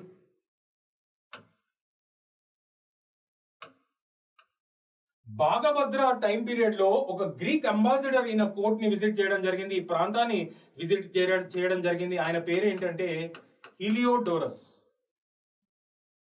ఈయన ఒక ఇన్స్క్రిప్షన్ ఇష్యూ చేయడం జరిగింది, దాని పేరే బేసానగర్ ఇన్స్క్రిప్షన్. ఇది మనకి ఎక్కడ ఉంటుంది అంటే మధ్యప్రదేశ్ లో. ఇది ఏ లాంగ్వేజ్ లో ఇష్యూ చేశాడు అంటే ప్రాకృత్ లాంగ్వేజ్ లో. ఇది నేను ఎందుకు చెప్తున్నానంటే మీరు ఒక విషయం తెలుసుకోవాలి. ఇక్కడ హిలియోడోరస్ చేసిన ఈ ఇన్స్క్రిప్షన్ ఇష్యూ ఏదైతే చేశాడో దీనిలో ఏం చెప్తున్నాడు అంటే he is praising lord Krishna. Krishna భగవానుడు ఎవరైతే ఉన్నారో ఆయనని ఏమని ప్రైజ్ చేస్తున్నాడు అంటే గాడ్ ఆఫ్ ద గాడ్స్, అంటే అందరికంటే ఉన్నతమైన స్థాయిలో ఉన్న దేవుడు ఎవరు అంటే కృష్ణుడు అని చెప్తున్నాడు. దేనిలో బేసానగర్ ఇన్స్క్రిప్షన్ లో. ఎవరు? ఒక గ్రీక్ అంబాసిడర్ అయిన హిలియోడోరస్. అంతేకాకుండా తనని తాను ఏమని పిలుచుకుంటున్నాడు అంటే ఆయన పరమ భాగవత, అంటే నేను భాగవత ఫిలాసఫీకి సరెండర్ అయిపోయి ఉన్నాను అని కూడా, ఆ విషయం కూడా మనకి బేసానగర్ ఇన్స్క్రిప్షన్ లో దొరుకుతుంది. అయితే ఇక్కడ మనం తెలుసుకోవాల్సింది ఏంటి అంటే Bhagavata philosophy became very popular in post Mauryan era. It not only attracted many Indians but also many foreigners అనే విషయం మనం గుర్తుంచుకోవాలి. అయితే ఇక్కడ మనం చూసినట్టయితే ద లాస్ట్ రూలర్, ఈ శుంగా డైనాసిటీ కి సంబంధించి లాస్ట్ రూలర్ ఎవరు అంటే దేవభూతి. ఈయన very weak and inefficient ruler. So he was assassinated by his subordinate ruler Vasudeva Kanva and he started Kanva dynasty rule in Magadha. చూడండి, హార్యంకా నుండి డిస్కస్ చేస్తున్నాం. Haryankas were followed by Shishunaga were followed by Nandas were followed by Mauryans were followed by Shungas got replaced with Kanvas. Now the last ruler of Shunga dynasty, Devabhuti, he was not a strong ruler like his predecessors, so a political vacuum was there. The subordinates were waiting for a right opportunity to capture the power, so he was assassinated by his subordinate ruler Vasudeva Kanva, who started Kanva dynasty rule in Magadha. అయితే ఈ Canva డైనాసిటీకి సంబంధించి పెద్ద ఎత్తున అంత పెద్ద important developments లేవు. Satavahanas topic.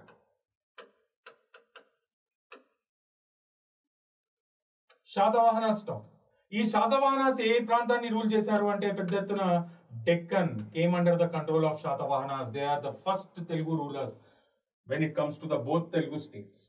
అయితే ఇక్కడ వీళ్ళకి ఇనిషియల్ క్యాపిటల్ ఏంటి అంటే ప్రతిస్థానపూర్.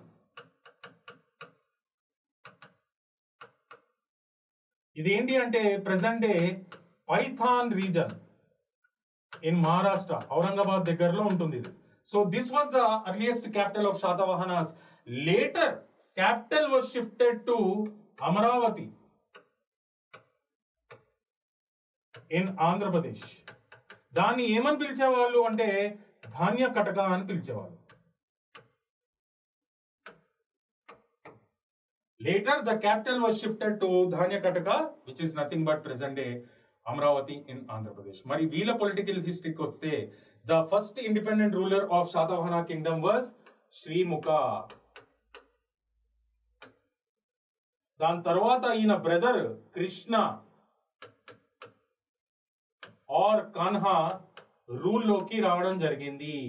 ఈ కృష్ణ ఎప్పుడైతే రూల్ చేస్తున్నాడో అశోక చనిపోవడం జరిగింది. అశోక చనిపోయిన తదనంతరము Satavahanas they declared their independence. అంటే Satavahanas were earlier subordinate rulers under the Mauryans. So the first independent ruler was Srimukha. He was succeeded by his brother Krishna or Kanha. And during the Krishna's rule, King Ashoka died, and after that they have declared their independence. ఇందులో next important ruler మనం చూడాల్సింది ఎవరు అంటే Satakarni 1.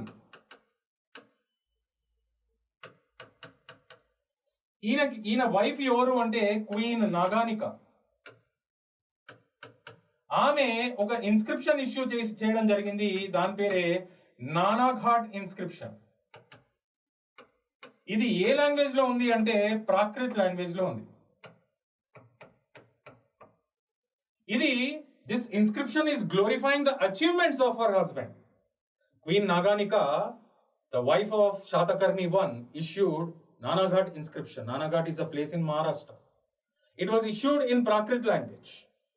And this is glorifying the achievements of her husband Shatakarni I as the ruler. ఇందులో మనం గమనించాల్సిన విషయం, మనకి ఇండియన్ హిస్టరీని ఇంపాక్ట్ చేసే విషయం ఏంటి అంటే Satakarni 1 has started the tradition of giving land grants. ఎవరికి అంటే బ్రాహ్మిన్స్కి, మాంక్స్కి. అంటే ల్యాండ్స్, భూములని దానం చేసే ట్రెడిషన్ని స్టార్ట్ చేయడం జరిగింది అనే విషయం మనకి నానాఘాట్ ఇన్స్క్రిప్షన్ ఆఫ్ క్వీన్ నాగానికా నుండి దొరుకుతుంది. సో మొత్తం ఇండియన్ హిస్టరీలో who started the tradition of giving land grants to the Brahmins and monks అంటే శాతవాహనాస్. ఏ శాతవాహన రూలర్ అంటే శాతకర్ణి 1. ఇది మనకి ఎక్కడి నుండి ఇన్ఫర్మేషన్ వస్తుంది అంటే నాగానికాకి సంబంధించిన నానాఘాట్ ఇన్స్క్రిప్షనే చెప్తుంది. సో మొత్తం ఇండియన్ హిస్టరీలో మన తెలుగు రూలర్సే they started the tradition of giving land grants to the Brahmins. అయితే అగ్రహార అనే పేరు కనిపించలేదు, కానీ భూములు మాత్రం దానం చేసినట్టు అక్కడ క్లియర్ కట్ గా మనకి ఇన్ఫర్మేషన్ అనేది దొరుకుతుంది. నెక్స్ట్ ఇంపార్టెంట్ రూలర్ ఈ శాతవాహన డైనాసిటీలో ఎవరు అంటే కుంతాల శాతకర్ణి.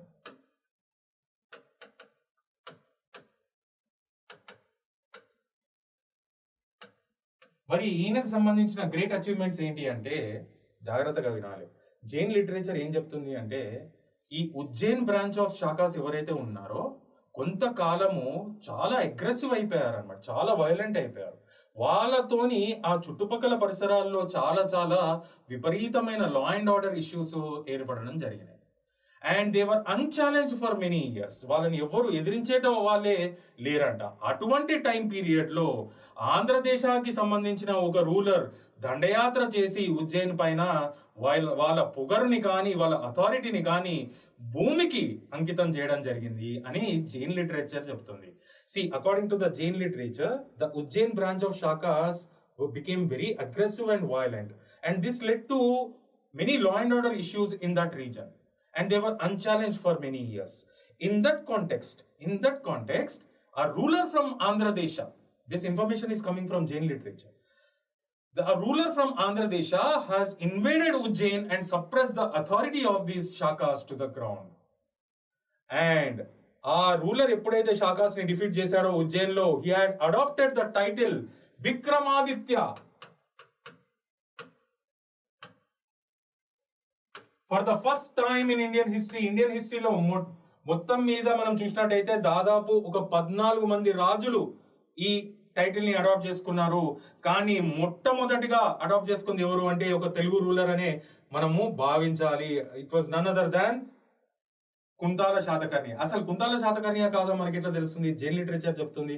అండ్ అందులో ఏమో ఆంధ్రదేశానికి సంబంధించిన రూలర్ అని చెప్తున్నారు కాబట్టి హిస్టోరియన్స్ దాన్ని ఇంటర్ప్రిట్ చేశారనమాట జైన్ లిటరేచర్ని. ఆంధ్రదేశ ఆ టైం పీరియడ్లో ఎవరు ఆధీనంలో ఉంది అంటే శాతవాహనాస్ టైం పీరియడ్లో.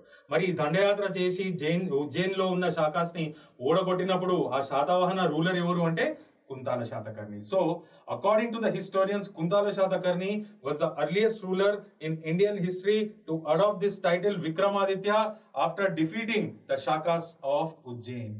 So, ఇది చాలా చాలా ఇంపార్టెంట్ పాయింట్ మీరు తెలుసుకోవాల్సింది. నెక్స్ట్ ఇంపార్టెంట్ రూలర్ ఎవరు ఈ ఫ్యామిలీలో అంటే మనకి హాలా శాతకర్ణి.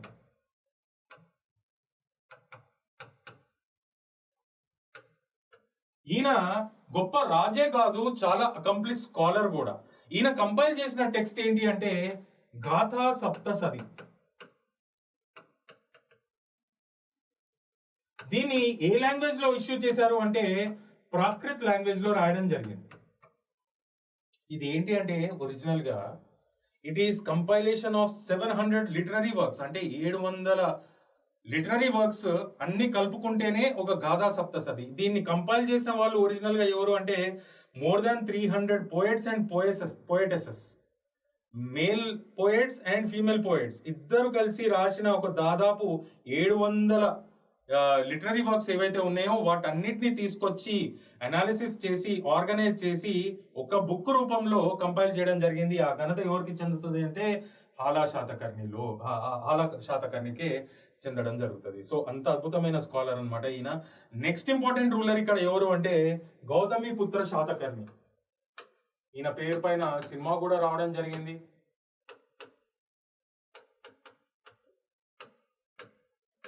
నందమూరి బాలకృష్ణ గారు ఎంతో అద్భుతంగా నటించడం జరిగింది, చాలా మంచి మూవీ అది.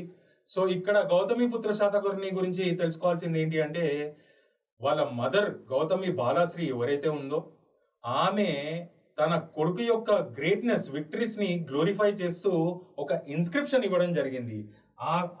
ఆమె పేరేంటి? గౌతమి బాలాశ్రీ.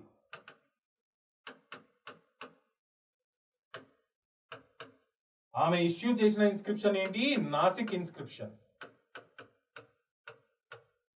అండ్ ఇది ఏ లాంగ్వేజ్ లో ఇష్యూ చేయడం జరిగింది? ప్రాకృత్ లాంగ్వేజ్. ఏంటిది? This is glorifying the greatness of Gautami పుత్ర శాతకర్ణి. ఈమె ఏం చెప్తుంది అంటే ఇక్కడ ఇచ్చిన ఇన్ఫర్మేషన్ ప్రకారం మనం తెలుసుకోవాల్సింది ఏంటి అంటే సమ్మరీ ఆఫ్ దిస్ ఇన్స్క్రిప్షన్, మొత్తం పెనిన్సులర్ ఇండియా అంతా కూడా ఈయన ఆధీనంలో ఉండేదంట. So he was unchallenge ruler for many years in entire peninsular India. ఆ ఇన్ఫర్మేషన్ మనకి ఎక్కడి నుండి దొరుకుతుంది అంటే గౌతమి బాలాశ్రీ ఇష్యూ చేసిన నాసిక్ ఇన్స్క్రిప్షన్ నుండి మనకి ఇన్ఫర్మేషన్ వస్తుంది. It was issued in Prakrit language.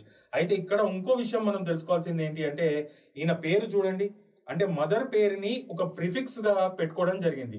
ఈ ట్రెడిషన్ కూడా ఈయన నుండే స్టార్ట్ అవ్వడం జరిగింది. ఇండియన్ హిస్టరీలో రాజులు ఈ తర్వాత టైం పీరియడ్ లో ఇది ఆచారంగా ఫాలో అవ్వకుండా రావడం జరిగింది. మొట్టమొదటిగా ఎవరి నుండి మనం ఇది గమనిస్తాము అంటే గౌతమి పుత్ర శాతకర్ణి టైం పీరియడ్ లో ఆయన ఏం చేసుకోవడం జరిగింది? ఈ kept his mother's name as his prefix name. The tradition name అని పిలవాలి అంటే మెట్రోనిమిక్స్ అని పిలవాలి. సో ఈ మెట్రోనిమిక్స్ అనే ట్రెడిషన్ కూడా ఈయన నుండే స్టార్ట్ అవ్వడం జరిగింది. సో చూడండి, తెలుగు రూలర్స్ కి సంబంధించి ఇండియన్ హిస్టరీ పైన ఎన్ని ఇంపాక్ట్స్ ఉన్నాయి. So land grants to the Brahmins and other monks start చేసింది వీళ్ళే. విక్రమాదిత్య టైటిల్ ని తీసుకోవడం స్టార్ట్ చేసింది కూడా వీళ్ళే. అండ్ మెట్రోనిమిక్స్ కూడా వీళ్ళతోనే స్టార్ట్ అవ్వడం జరిగింది. అండ్ మోస్ట్ ఇంపార్టెంట్ ఏంటి అంటే ఇక్కడ according to the opinion of the majority historians, Gautami పుత్ర శాతకర్ణి ఎవరైతే ఉన్నారో ఆయన హీ ఎస్టాబ్లిష్డ్ శాకా ఎరా. ఎప్పుడు అంటే 78 AD లో.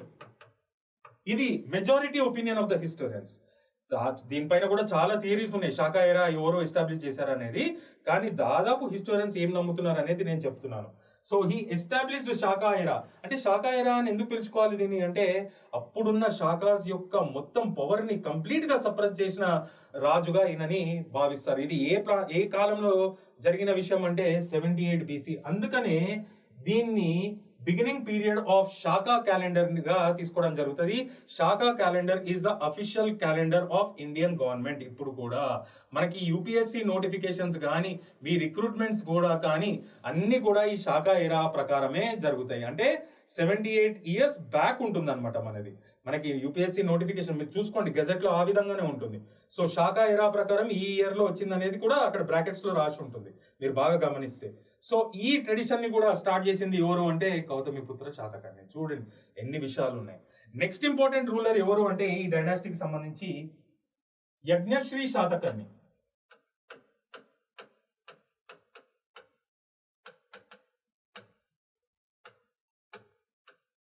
ఈయన ఎవరికి కాంటెంపరీ అంటే ఈయన he was contemporary to Acharya Nagarjuna.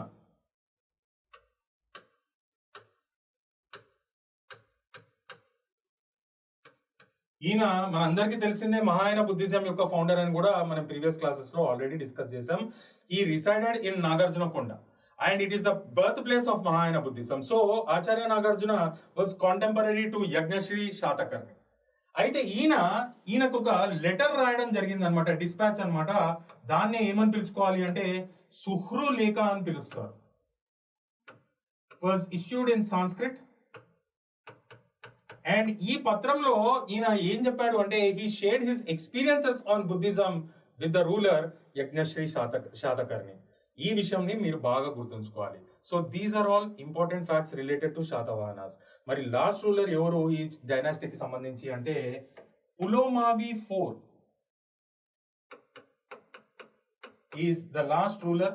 And ఈయన రూల్ తర్వాత పులోమావి IV రూల్ తర్వాత the kingdom faded up. And ఈ డెక్కన్ ప్రాంతం ఏదైతే ఉందో ఇక్కడ సింగిల్ ఫ్యామిలీ రూల్ ఏదైతే శాతవాహన రూల్ ఎండ్ అయిందో ఇక్కడ కూడా రీజనల్ కింగ్డమ్స్ రావడం జరిగింది. So this is all about Shatavahanas. Now let us discuss about the Tamil kingdoms. ఇప్పుడు మనం తమిళ్ కింగ్డమ్స్ గురించి కూడా కొంచెం డిస్కస్ చేద్దాము. ఎందుకంటే మనము సెంట్రల్ ఏషియన్ ట్రైబ్స్ గురించి డిస్కస్ చేసాము, శుంగాస్ అండ్ కాన్వాస్ గురించి డిస్కస్ చేసాము, మహామేఘవర్మ డైనాసిటీ గురించి డిస్కస్ చేసాము. And after that we have discussed about Satavahanas also. So peninsular tip ఏదైతే ఆ రీజన్ ఉందో it was under the control of Tamil kingdoms. ఆ తమిళ్ కింగ్డమ్స్ ఏంటి అనేది మనం చూసినట్టయితే there were 3 Tamil kingdoms: Cholas, Pandyas, Cheras. అయితే according to the majority of the opinions oldest ఏది అనుకుంటున్నారు అంటే చేరాస్ అని అనుకుంటున్నారు. మోస్ట్ స్ట్రాంగెస్ట్ ఏది అంటే చోలాస్ అని అనుకుంటున్నారు. So this is according to the opinion of the majority of the historians. Earliest might have been the Chera kingdom. And the most strongest was Cholas because of their mighty naval power. భయంకరమైన ఒక strong navy ఉండేది వాళ్ళకి, అందుకనే it was very strong Kingdom అని చెప్పి historians ఒక భావన. అయితే వీళ్ళ లొకేషన్స్ మనం చూద్దాం. ఈ చోలాస్ మనం చూసినట్టయితే ఇనిషియల్ క్యాపిటల్ వీళ్ళది Uraiyur and later it was shifted to కావేరిపట్నం.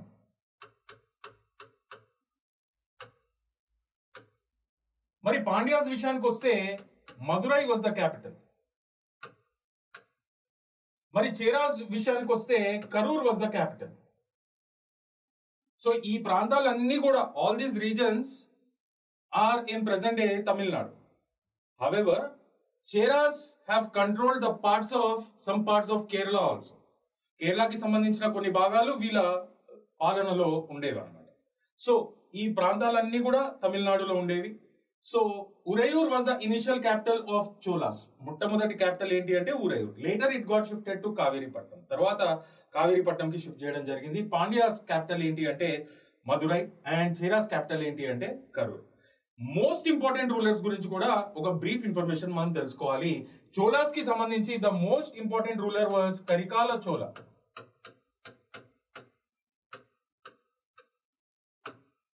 Karikala Chola was the most important and the strongest ruler of the Chola kingdom. And Pandya's విషయానికి వస్తే the most important ruler ఎవరు అంటే నిడంజేలియన్.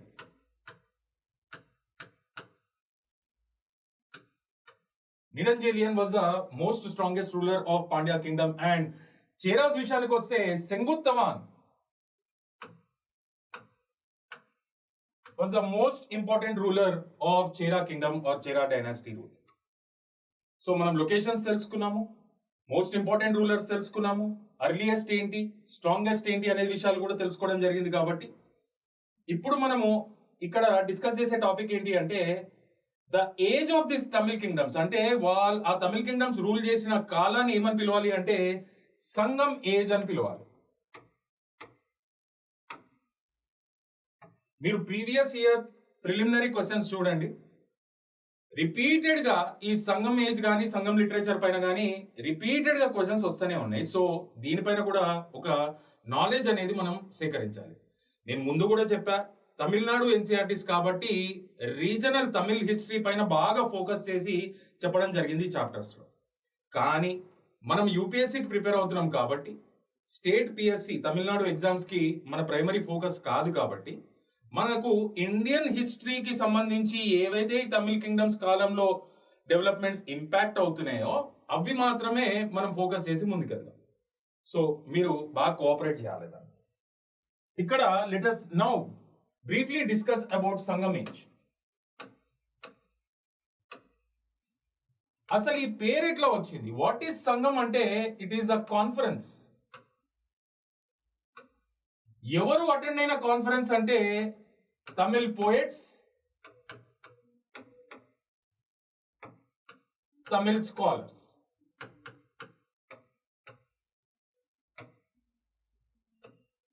మరి ఎన్ని కాన్ఫరెన్సెస్ కండక్ట్ చేశారు అంటే 3 కాన్ఫరెన్సెస్ వర్ conducted. ఏ ప్రాంతంలో అంటే Madurai. It was the capital of Pandyas. So Sangam is a word which means a conference attended by the Tamil poets and Tamil scholars.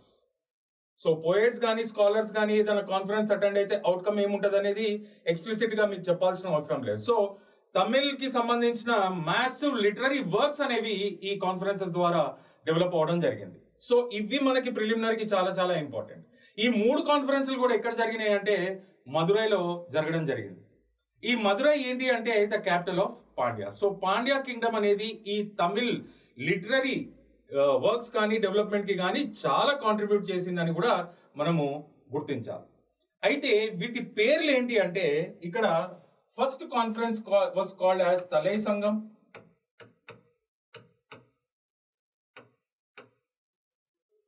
Second conference ఏంటి అంటే ఇడై సంగం,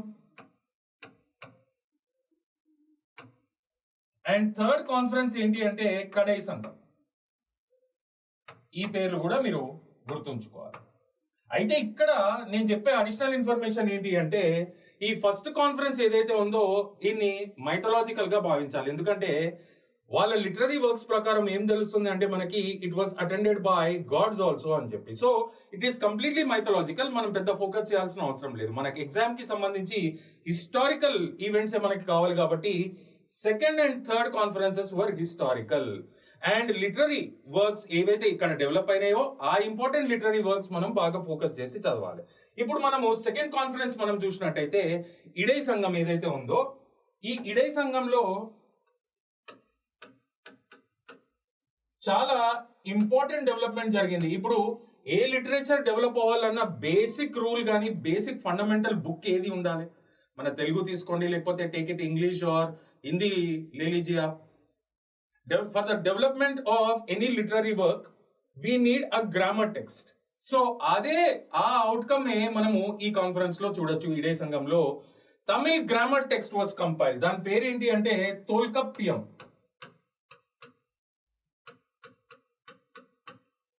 ఇది ఎవరు కంపైల్ చేశారు అంటే it was compiled by Tolkappiyar. So ఈ facts మనం గుర్తుంచుకోవాలి. So this was a Tamil grammar text. ఇక్కడ నుండి ఒక స్టార్టింగ్ పాయింట్ అన్నమాట. మేజర్ లిటరరీ వర్క్స్ అని ఒకదాని తర్వాత రావడం జరిగింది. సో మనం తమిళ్ రీజనల్ హిస్టరీ పైన ఫోకస్ చేయట్లేదు కాబట్టి ఇంపార్టెంట్ డెవలప్మెంట్స్ అనేవి మనం చూద్దాం. సో మేజర్ లిటరరీ డెవలప్మెంట్స్ అన్ని కూడా థర్డ్ కాన్ఫరెన్స్ లో జరగడం జరిగింది. అయితే ఇక్కడ మనము కడై సంఘం చూద్దాము. కడై సంఘం అవుట్కమ్స్ ఏంటి అంటే కడే సంఘంలోకి వెళ్ళిపోతే మేజర్ లిటరీ డెవలప్మెంట్స్ అన్ని ఇక్కడ జరిగినాయి. అయితే ఇక్కడ సేక్రెడ్ లిటరేచర్ ఎపిక్స్ కూడా మనకి ప్రస్తావనలో వస్తుంది. అయితే ఇక్కడ ఫస్ట్ వీళ్ళకి తమిళియన్స్ కి మోస్ట్ ఫేవరెట్ గాడ్ ఎవరు అంటే మురుగా.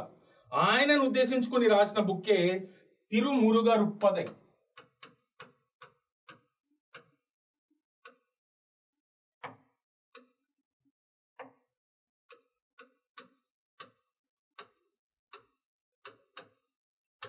ఇది ఎవరు రాశారు అంటే నక్కిరార్.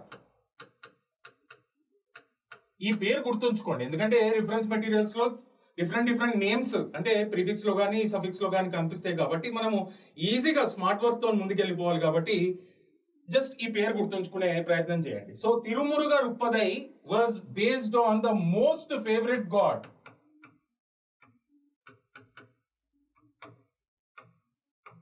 ఆయన ఎవరు అంటే Muruga. So this was one major development in the Sangam age. Tirumuruga Rupadai was compiled by Nakkirar, and for the Tamilians, the most favorite god was Muruga. And this text was a sacred text. It was based on Muruga. Just remember these facts. Next, unko development enti ante చాలా important. ఇది దీనిపైన కూడా questions రావడం జరిగింది. తిరుక్కురల్. ఇది ఎవరు compile చేశారు అంటే తిరువల్లువార్.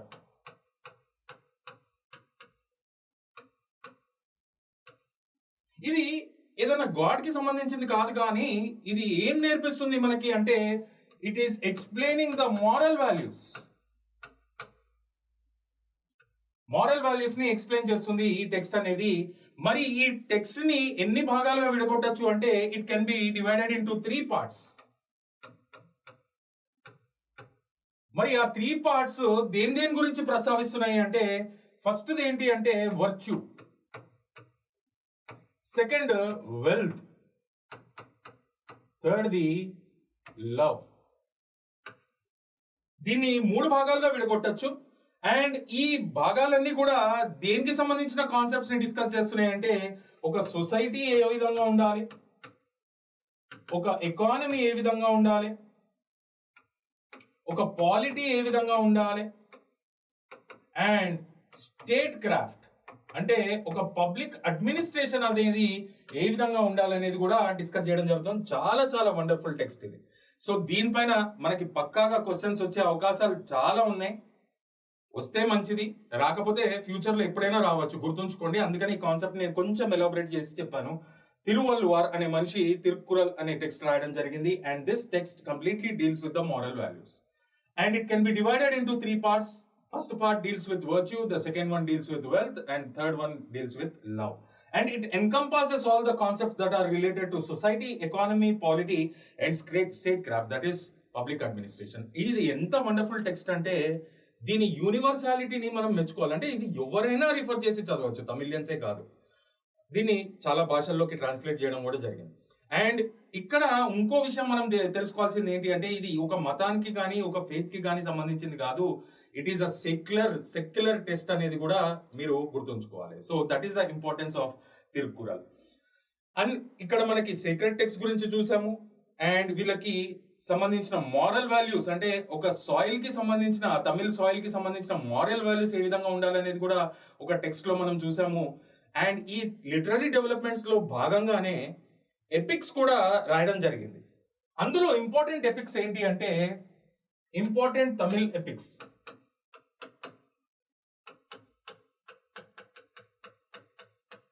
ఇంపార్టెంట్ తమిళ్ ఎపిక్స్ మనం చూసినట్టయితే శిలప్పదిక్కరం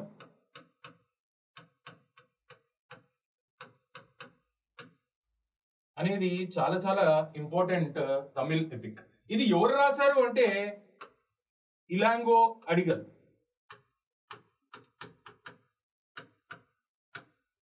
మరి ఇది దేనిపైన, ఏ విషయం పైన రాయడం జరిగింది అంటే దిస్ ఇస్ రిలేటెడ్ టు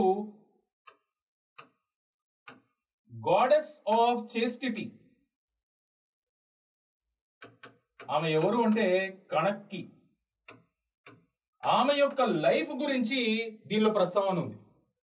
ఆమె, ఆయన హస్బెండ్, వాళ్ళ లైఫ్ గురించి, ఒక ఫ్యామిలీ లైఫ్ గురించి దీనిలో ప్రస్తావన కనిపిస్తుంది అనమాట. So this is related to the goddess of chastity Kannaki and her life developments. And the book's name is Silapatikaram. It was an epic. It was compiled by Ilango Adigal. The next important epic, Tamil epic, is Manimegalai.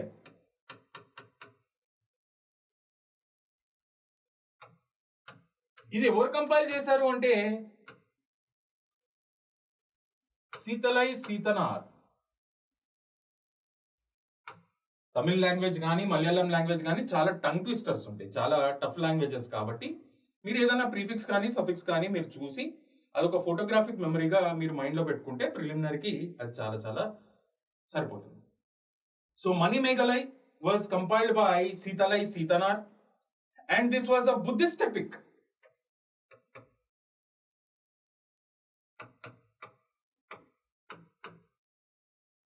ఇంకో important Tamil epic ఏంటి అంటే శివక సిందమణి.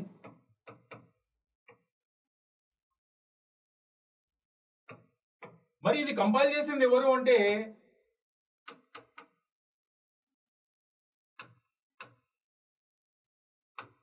తిరుత్తుక్కదేవర్. మరి ఇది దేని గురించి ప్రస్తావనిస్తుంది అంటే it is a Jain epic.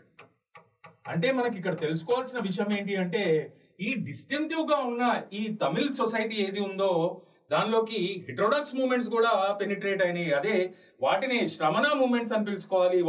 వాటిలో భాగమే Jainism and Buddhism. So the heterodox movements also penetrated in to the Tamil land and Jainism as part of it, Jainism and Buddhism also became very popular. చూడండి, వాటికి సంబంధించిన ఎపిక్స్ కూడా ఇక్కడ రచించడం జరిగింది.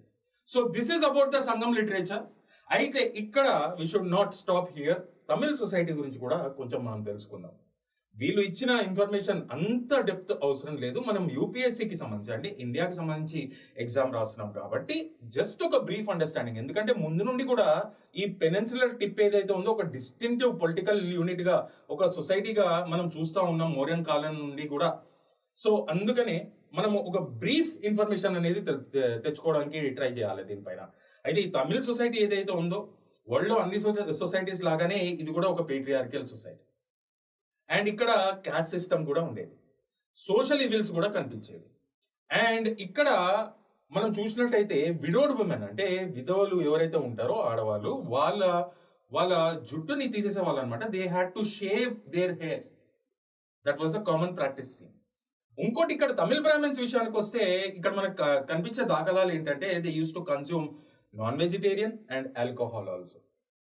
Most favourite god మనం ఇందాక డిస్కస్ చేసినట్టు Muruga was the most favourite god. And ఇక్కడ they have given lot of importance to the irrigational facilities also. Land revenue was the chief source of income. State కి major source of income ఏంటి అంటే land revenue. And it was an agrarian society. Agriculture అనేది ఒక primary activity. మరి ఎటువంటి crops ఇక్కడ బాగా పెంచేవాళ్ళు అంటే వీట్ కానీ, మనకి రైస్ కానీ, వీట్ కాదు రైస్ కానీ, మనకి అదే ప్యాడీ కానీ, లేకపోతే మనకి కాటన్ కానీ, మనకి ఎన్నో రకరకాల స్పైసెస్, టర్మరిక్ కానీ, కార్డమం కానీ, పెప్పర్ కానీ అద్భుతంగా పండించేవాళ్ళు అన్నమాట ఇక్కడ. షుగర్ కేన్ కానీ. So these were the major agricultural crops that were grown. And వీళ్ళకి ఏన్షియంట్ పోర్ట్స్ కూడా ఉండేవి. వరల్డ్ అంతా వేరే వేరే ప్రాంతాలతోని వీళ్ళకి కల్చరల్ అండ్ కమర్షియల్ టైస్ కూడా ఉండేది, కాంటాక్ట్స్ కూడా ఉండేవి. ద మోస్ట్ ఇంపార్టెంట్ పోర్ట్స్ ఏంటి అంటే ఈ తమిళ సొసైటీలో నాగపట్నం కానీ, కావేరీపట్నం కానీ. అయితే ఇక్కడ మనం బాగా తెలుసుకోవాల్సింది అంటే దీనిపైన కూడా చాలాసార్లు క్వశ్చన్స్ వచ్చాయి. వీళ్ళకి ఒక ప్రాక్టీస్ ఉండేది, దాని పేరు ఏంటి అంటే నాడుక్కల్.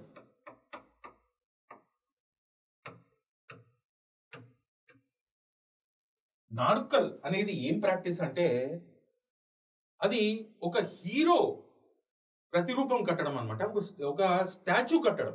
అది ఎవరికి సంబంధించిన స్టాచ్యూస్ అంటే ఎవరైతే సిపాయిలు అంటే ఎవరైతే సోల్జర్స్, వారియర్స్ ఉంటారో ఆర్మీలో, ఎవరైతే వాళ్ళ ప్రాణాలని రాజుల కోసం సాక్రిఫైస్ చేశారో, ఎవరైతే మార్టర్స్ అయ్యారో వాళ్ళని వర్షిప్ చేయడానికి కట్టించే స్టాచ్యూసే ఆ ట్రెడిషన్నే మనం నాడుకల్ అని పిలుచుకోవాలి.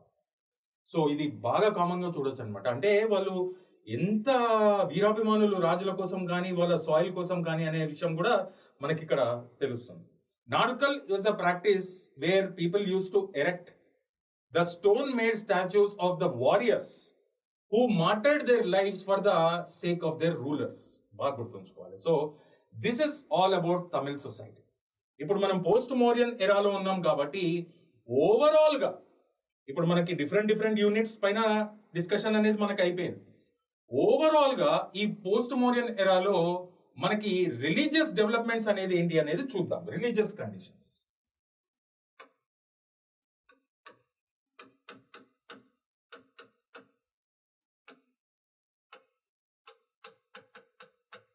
Religious conditions in post-Mauryan era.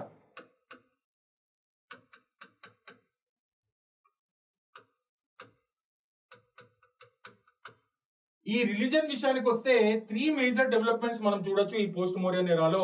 అవి ఏంటి అంటే, ఒకటి ఇప్పుడు మనకి మగధ చూసినట్టయితే ఒకసారి మళ్ళీ శుంగా టాపిక్లోకి వెళ్ళిపోదాం. మగధ విషయానికి వస్తే మనం ఆల్రెడీ డిస్కస్ చేసిందే.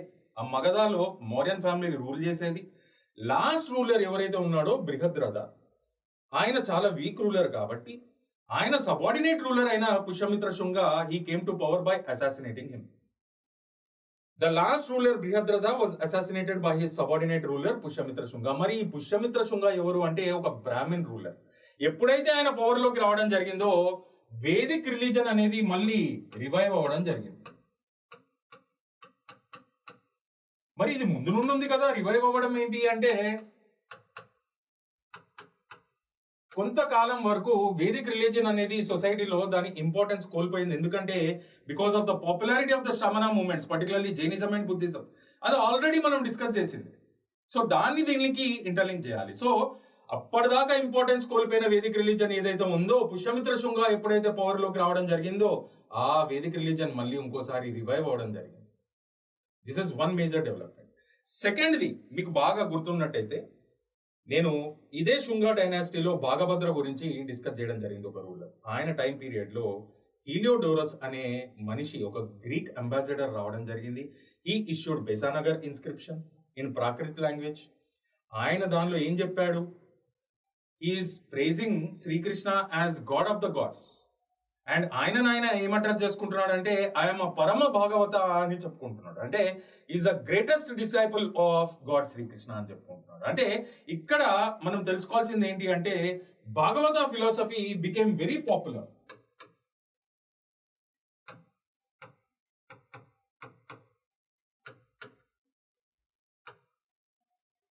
భాగవత ఫిలాసఫీ అనేది చాలా చాలా పాపులారిటీని తెచ్చుకోవడం జరిగింది. It was not only attracted by many Indians but also many foreigners. దానికి బెస్ట్ ఎగ్జాంపులే హీలియోడోరస్ బేసానగర్ ఇన్స్క్రిప్షన్. ఇంకో మేజర్ డెవలప్మెంట్ ఏంటి అంటే, ఇప్పుడు మనం వేరే చాప్టర్లోకి వెళ్ళిపోయి దాన్ని ఇంటర్లింక్ చేసే ప్రయత్నం చేసుకోవాలి. నేను చెప్పాను ఆల్రెడీ, బుద్ధిస్ట్ కౌన్సిల్స్లో లాస్ట్ అంటే 4th బుద్ధిస్ట్ కౌన్సిల్ ఎప్పుడు జరిగింది? 1st century AD. సో ఆ బుద్ధిస్ట్ కౌన్సిల్ మనం యాక్చువల్లీ టైం పీరియడ్ చూసుకున్నట్టయితే it falls under post Mauryan era. మరి అది ఎక్కడ జరిగిందంటే కుందాలవన్. మరి దాన్ని ప్రిసైడ్ చేసిన మనిషి ఎవరు అంటే కనిష్క. ఈ ఇన్ఫర్మేషన్ అంతా ఆల్రెడీ డిస్కస్ చేసుకున్నాం. ఆ మేజర్ అవుట్కమ్ ఏంటి ఆ బుద్ధిస్ట్ కౌన్సిల్ అంటే, Buddhism got split into Hinayana Buddhism and Mahayana Buddhism.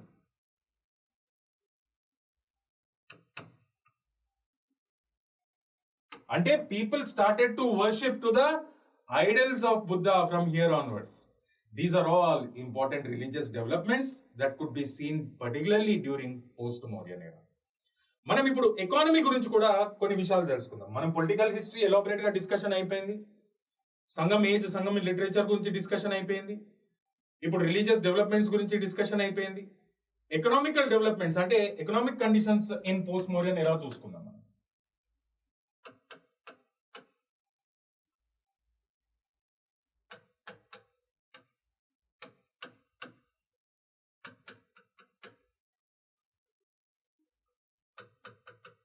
Economic conditions in post Maurya మనం చూసినట్టయితే, పోస్ట్ మౌర్యన్ ఎరా మనకి మొట్టమొదటిగా గుర్తుకు రావాల్సింది ఏంటంటే, there was a prosperous international trade.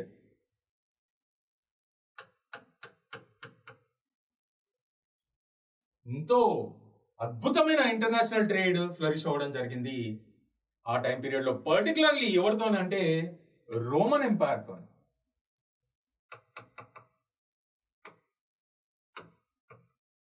మరి ఏ ఇండియన్ ప్రోడక్ట్స్ కి విపరీతమైన డిమాండ్ ఉండేది ఇంటర్నేషనల్ మార్కెట్ లో కానీ రూమ్ లో కానీ అని మనం చూసినట్టయితే కాటన్ టెక్స్టైల్స్,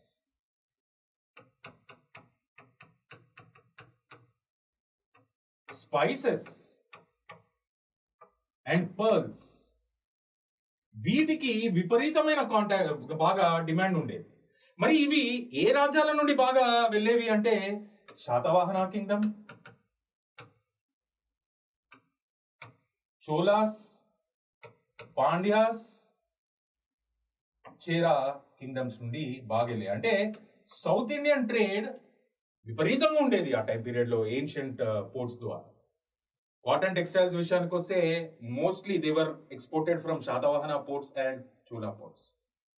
స్పైసెస్ విషయానికి వస్తే they were mostly exported from Chera ports. Pearls విషయానికి వస్తే they were mostly exported from Pandya ports. So ఒక విపరీతమైన ఇంటర్నేషనల్ ట్రేడ్ ఉండేది. దీనికి కారణం ఏంటి అంటే ఈ ట్రేడ్ కి బూస్ట్ ఇచ్చింది ఏంటి అంటే అప్పటిదాకా అంటే పోస్ట్ మోరియన్ ఎరా వరకు కూడా people use to travel along the shore lines. సముద్రం మధ్యలోంచి ట్రావెల్ చేసేవాళ్ళు కాదు, ఎందుకంటే విండ్స్ ఏ డైరెక్షన్ లో వచ్చి ఎటువంటి కెలామిటీని క్రియేట్ చేస్తాయి అనేది ఆ నాలెడ్జ్ వాళ్ళకి లేకుండే. ఈ టైం పీరియడ్ లో హిప్పాలస్ అనే ఒక సేలర్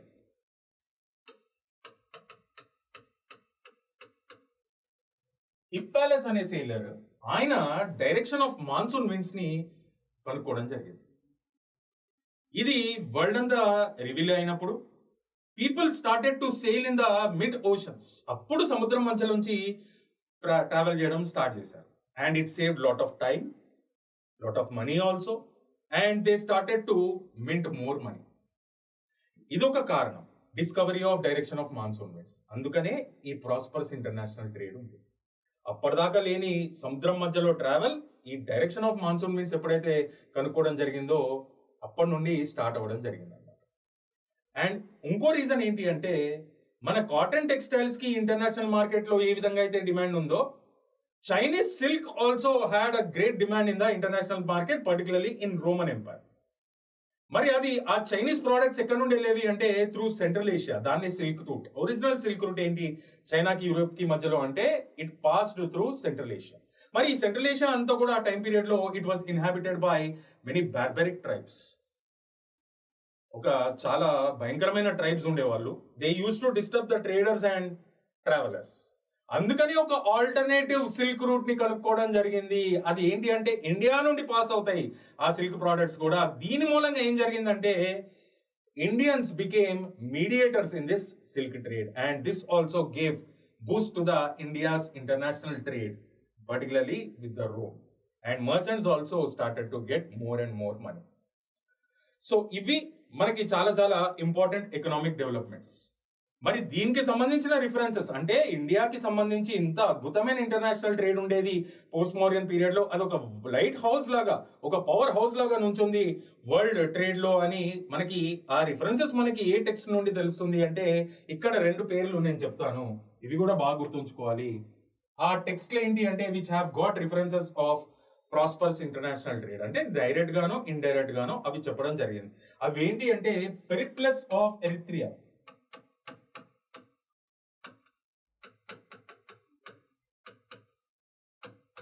ఇది ఏ లాంగ్వేజ్ లో రాశారు అంటే గ్రీక్ లాంగ్వేజ్. ఎవరు రాశారు అంటే ఒక అనానిమస్ గ్రీక్ సేలర్. ఖచ్చితంగా ఆయన సేలర్ అయి ఉండొచ్చు, ఎందుకంటే ఈయన ఈ బుక్ లో బాగా ప్రస్తావించింది ఏంటి అంటే ఏన్షియంట్ పోర్ట్స్ ఆఫ్ ఇండియా ఏ కాలానికి చెందినవి అంటే post మోరియన్ period.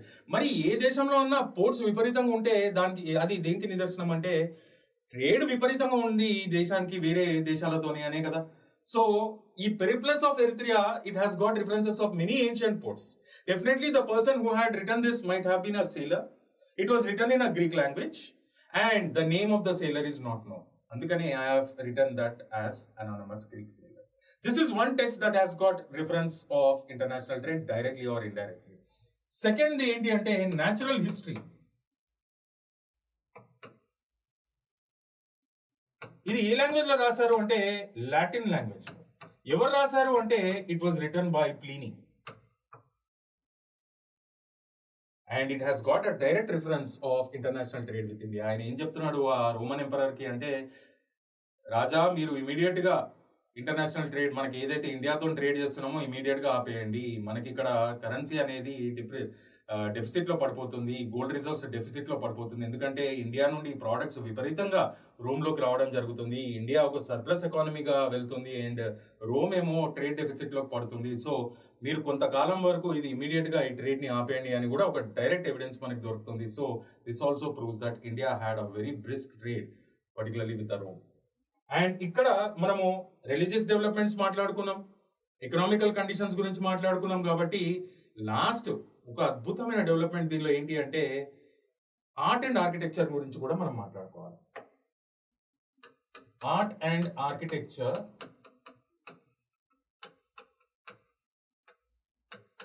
In post Mauryan ఎరా.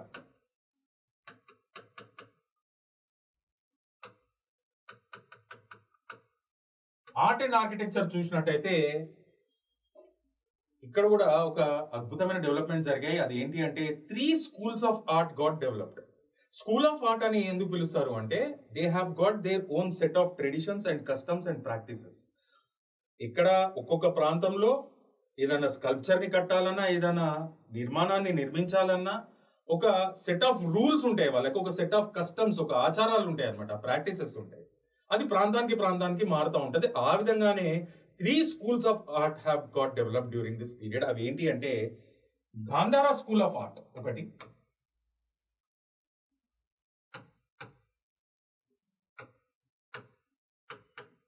మధురా స్కూల్ ఆఫ్ ఆర్ట్ రెండోది, అమరావతి స్కూల్ ఆఫ్ ఆర్ట్. మరి ఈ గాంధారా స్కూల్ ఆఫ్ ఆర్ట్ ని ప్యాట్రనైజ్ చేసిన వాళ్ళు ఎవరు అంటే కుషాన్స్. తర్వాత ఆ ప్రాంతంలో వేరే కింగ్డమ్స్ కూడా దానికి కాంట్రిబ్యూట్ చేయడం జరిగింది. మధురా స్కూల్ ఆఫ్ ఆర్ట్ కూడా ప్యాట్రనైజ్ చేసింది Kushans. And Amaravati school of art విషయానికి వస్తే దీన్ని ప్యాట్రనైజ్ చేసిన వాళ్ళు శాతవాహనాస్. తర్వాత వేరే కింగ్డమ్స్ కూడా వీళ్ళ ఫుట్ స్టెప్స్ ఫాలో అవ్వడం జరిగింది.